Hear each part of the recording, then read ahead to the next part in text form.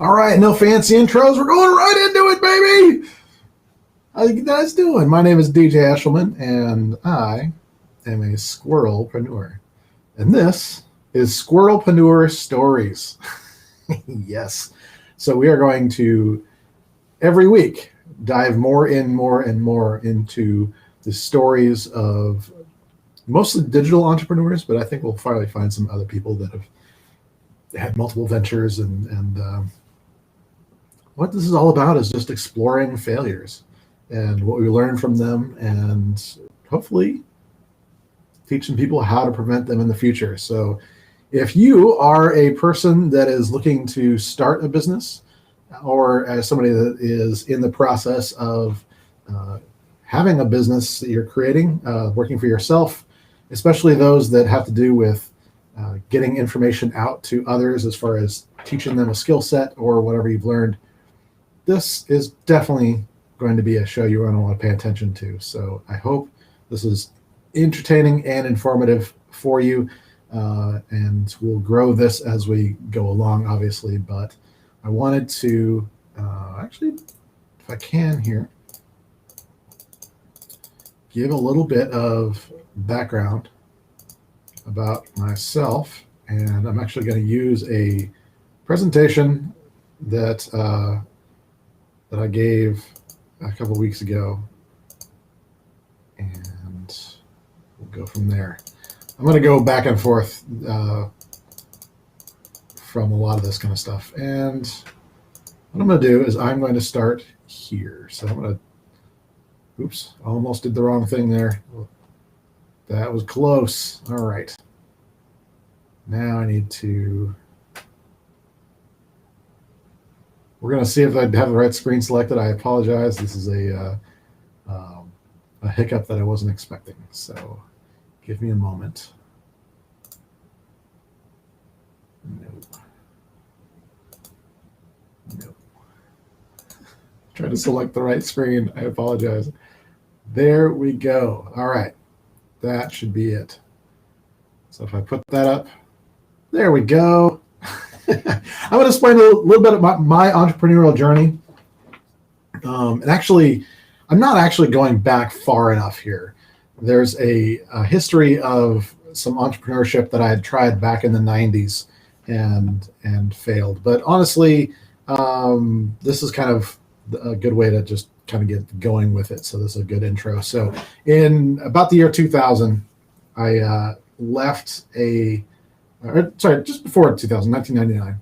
I was actually just graduated earlier with a degree in psychology from Hastings College, great little school in Nebraska, and promptly went into working in the field of psychology and quickly found out that it just really wasn't for me. And so I decided not to move forward as I intended to with pursuing that as a full-time career, as in going for a master's and all that kind of stuff in psychology and pursuing that as a career. I just decided that it really just wasn't for me. So I went to work for actually with a friend of mine over Y2K. We kind of call it an internship, but after that, it kind of formulated into some other stuff in the tech field.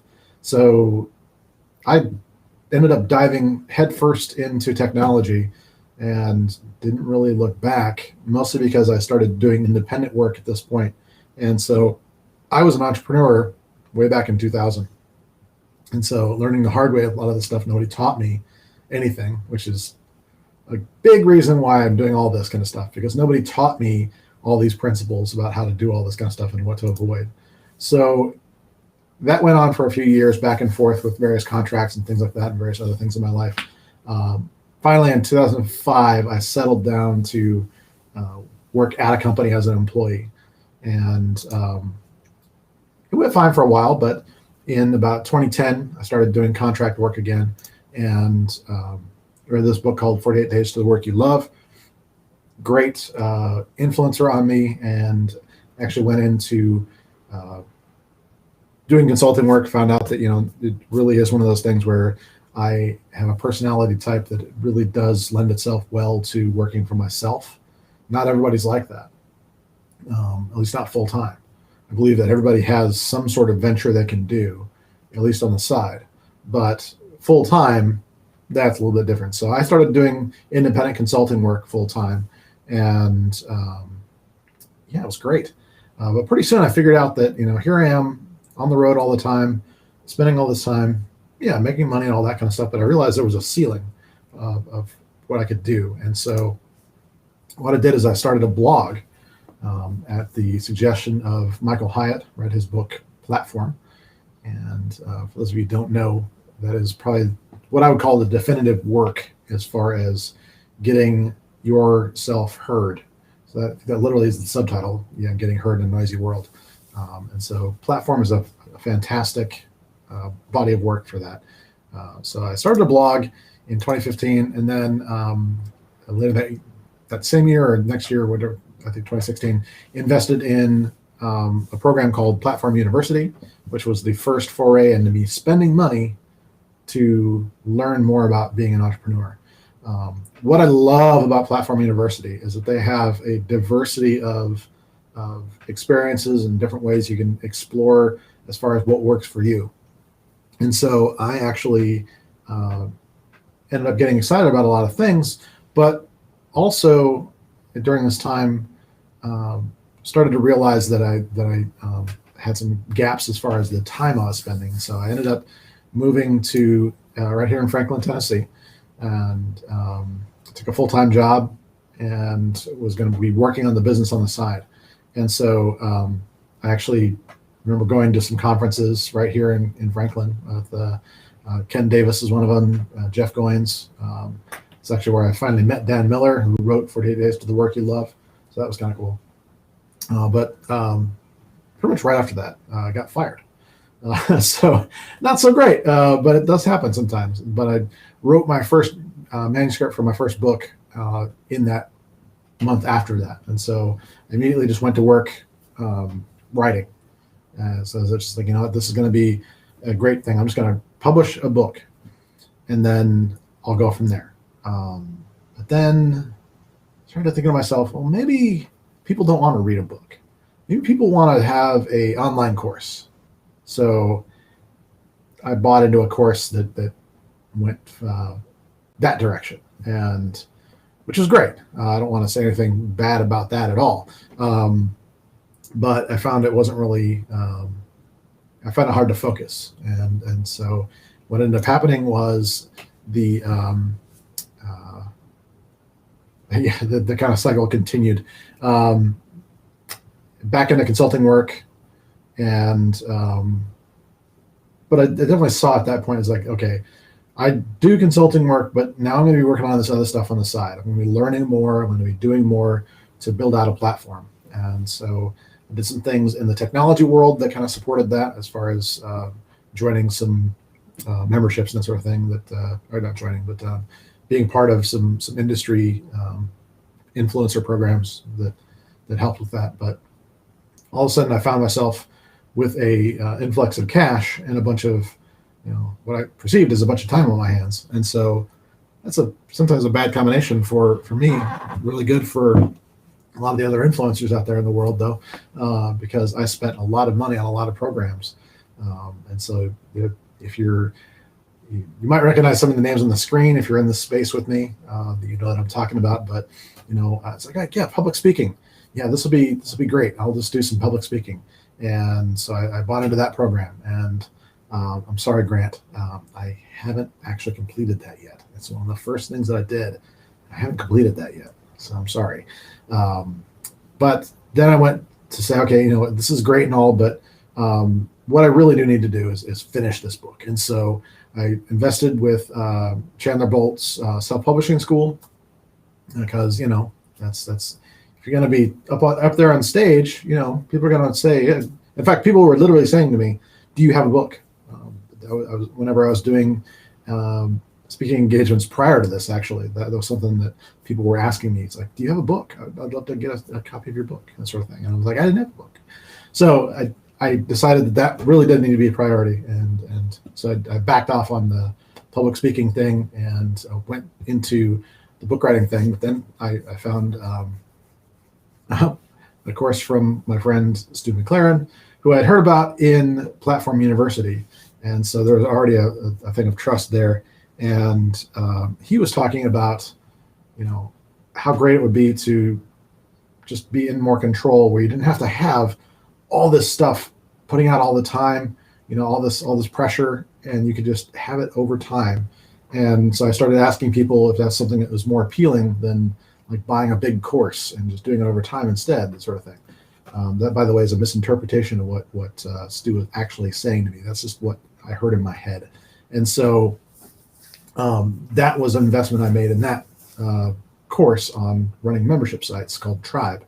And so I just really felt that was the better direction to go, better connection with people longer term. It just felt like more me than just that cold, like once interacting, just having a kind of literally a tribe. And so there was a commitment to that course, as well as the membership program that followed that later that year. Amy Porterfield teaches how to do online courses that are of high quality. And so I invested in that. So I was like, you know what? I'd done some preliminary work with people as far as the membership concept. It wasn't really going very well. So I was like, okay, maybe I do need to revisit this, and came back to courses, and I started learning more about the marketing and things like that, elements of that. And then Brian Harris has a great program that I actually highly recommend this program even today. Actually, I recommend all these programs, to be honest with you. But the Growth Tools University taught me more about things like marketing and about how to have a non-traditional approach to growing like I said, an audience. That means people that are listening to you on a regular basis, or they're getting your emails or whatever. That's an audience. And so that was extremely helpful to me. But it was another expense, and I know the program, and it did kind of steal away some of my focus. Probably would have been better if I had already been established before I did that. But it was a great learning experience, and I still put some of those lessons into use today. But I did launch finally a membership site to 6 people. It didn't go well. Feedback was not great, and so I quit after about a month. I learned about Ask from Ryan Levesque. Is a book I highly recommend because it has a more pragmatic approach about how you should be looking at business and saying, okay, first thing you should do is ask people what they actually want. Go figure. And so that's the direction I took, but that was another investment. So I'm going to go glaze over this very quickly. Basically, I had 5 different what I called pillars of how I was doing things with my business. And you can kind of imagine here that things weren't going quite as well as you might imagine. The only thing that was actually making me any money at this point was consulting work. And even that, I was finding that I was doing less of because I was trying to do all these other things. And so my revenue from consulting was shrinking, and all these other ones had pretty much, none, which is a challenge. So then it got like really, really bad. And so 2019, I decided was going to be the year I pivot and sort of get away from some of the things that I had been trying. And so did another membership attempt with a different concept that actually went a lot better. Not only because of the concept, but because of the more expanded market that I had. And so that was great. But that means a lot of upgrades to programs and things like that, virtual assistants that I hired, and just so many conferences that I went to. And, whenever you go to an online event or a conference or going to an in-person conference, you're probably going to get pitched a program. In fact, full disclosure, I'm looking at doing a virtual event in April. And will there be something that is going to be part of that as far as like a pitch kind of a thing? Like here's a program you can join to go deeper with me on this. Yeah, absolutely. It makes sense, because if you're excited about what you're doing, this makes sense to you, you dove in, it's resonating, then yeah, you should absolutely have an offer to do that. But I got into a lot of these and actually spent a lot of money. But then in July of 2019, I was at Ray Edwards Copywriting Academy and trying to desperately figure out like how to make this actually work and how to sell this concept to these people. I had books that I'd never actually completed written. They're written and never published, and programs that weren't working, and I was just so frustrated. And so I was like, you know what? Maybe I just need to switch who I was talking to as an audience. So I need to learn how to talk to a different audience. And so I was like, okay, Ray Edwards is the man. Let's go figure out how to talk to a different audience. Well, hand of God came down on this conference. I'm going to tell you that right now. And we barely talked about copywriting at all in this conference, but we talked a lot of spiritual matters and things like that. And I had a breakdown, and I was like, you know what? I hate what I'm doing. It wasn't the people that I hated. It was just that I didn't enjoy anything I was doing. And so what I decided to do was shut down what I was doing, hired a coach, Mr. Cliff Ravenscraft, who is still my coach today, by the way. Fantastic, guidance there as far as being part of his next level mastermind, staying accountable and getting things working properly in my life and business. Coaching is positively one of those things that I believe coaching can keep you from being this SquirrelPreneur that I talked about. But I did decide to start a transition plan away from technology, which I'm still working through. I'm not completely out of yet, but I'm working on that of getting to the point where that is not where those pillars of my business actually sit. That's been all great. But so then I was like, okay, well, I don't know what I'm going to do. I'll just start a podcast, right? And then I'll just magically get these people to start, asking me to do things and get a whole new audience and things like that. Well, it didn't work very well. But I did have all these conferences that I was going to.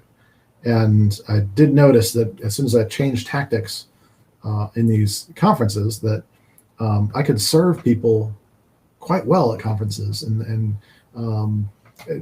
at certain points of these conferences, there was one that I had people like lined up to talk to me, which is odd because I wasn't speaking at this conference, but I literally had a line of people like wanting to talk to me. I was like, oh, that's amazing. Oh, okay. And so I started to form masterminds and started coaching, and that was all great. But I got to be honest with you, I was still kind of miserable and quite scared about it. So I started to get angry about all this. It's like I was supposed to be like well into passive income at this point. I was supposed to be, making my efforts, worthwhile on a long scale, and it just wasn't happening. So in 4 years, I invested well over $35,000, and so what's wrong here? What's the problem with all these programs? And asking the question, why don't these work for me? I was like, I don't get it. That all these other people are having success with it. Why won't it work for me? Maybe we just need to add more on that's what the problem is, right? We just need more programs, more stuff. We got to, now we got to learn how to do launches to people and how to do advertising and all these kind of different things. And, that didn't really work well either. So maybe I just need to change how I'm doing things and really just, get in line with these kind of things. Well, I started to notice that a lot of these launches are very much need that emotional attachment to work, or not to work necessarily, but to really get you to get out of your own complacency and commit to a process. And that's something to be aware of. The other thing about these things, and I'm speaking specifically to people that are in that kind of digital entrepreneur, online entrepreneur space, you are the avatar for these people. You're exactly who their target market is. So it's going to feel like they're talking directly to you because they are talking directly to you. They've been where you are. And so they know where you're at. Same way I know where you are and I know where you're at. And so I can speak to that effectively as well. So, when we talk about having these multiple income streams and it starts to feel like, multi-level marketing, the problem is it's really us. And so that is the big problem with being a squirrelpreneur. And I'm actually going to fast forward a little bit. Give me a second.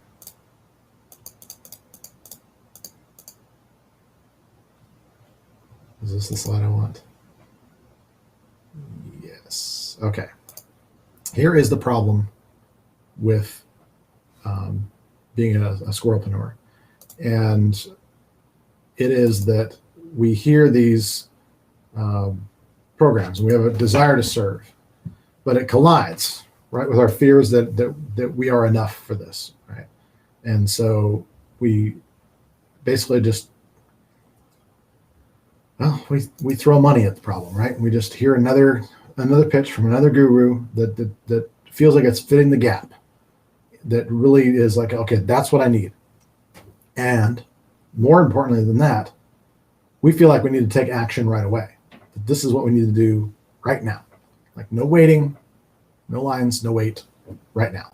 Because at the core, we believe that what we're doing is not enough. So we stop what we're doing. Instead of continuing on with what we think we're already doing, not doing enough, we just kind of instinctively stop. I've had 3 conversations today that centered around a concept of giving up at around 80%. I think I'm on to something here, is that that last 20% of doing anything seems to be the hardest. And so I resonate that with in a big way, because what ends up happening is by that point, we've seen something else and we say, oh, you know what? That's why I'm stuck, is I need to do that. And so we stop writing that book and we start working on a podcast, just as an example, whatever it looks like, so we get distracted. And next thing you know, we're putting all our effort in trying to promote the podcast, and we're not putting any effort into finishing the book, even though it was pretty much done. Can you tell this happened to me? I just want to know. Very, very, very fascinating. That's good. But we pivot again and again and again and again.